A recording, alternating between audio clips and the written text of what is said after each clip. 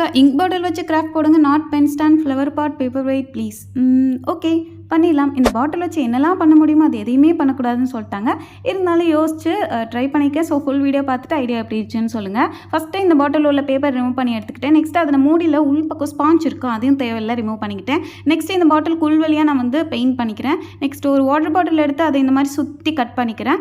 தென் வந்து அதை அப்படியே வளைச்சி விட்டுட்டு ஒரு ஃப்ளார் ஷேப்புக்கு வர மாதிரி கர்வ் ஷேப்பில் வந்துட்டு பார்த்திங்கன்னா சைடாக வந்து கட் பண்ணிக்கிறேன். ரைட் சைடும் அதே மாதிரி திருப்பி வச்சு லெஃப்ட் சைடும். இது வந்து எக்ஸ்ட்ரா டெக்கரேஷன் தான், ஸ்கிப் பண்ணிக்கலாம் அந்த வாட்டர் பாட்டில் ஆப்ஷன். நெக்ஸ்ட்டு இதுக்கும் இந்த மூடிக்கும் வந்துட்டு மேலே க்ளூ அப்ளை பண்ணிவிட்டு அப்படியே கிளிட்டர்ஸ் அப்ளை பண்ணிக்கிட்டேன். தென் இந்த பாட்டிலையும் கிளாஸ் பாட்டிலையும் ஒன்றா சேர்த்து வச்சு ஒட்டிக்கிட்டேன். சென்டரில் அந்த பாட்டிலோட மூடியை வந்து ஒட்டி விட்டுட்டேன் திருப்பி வச்சு.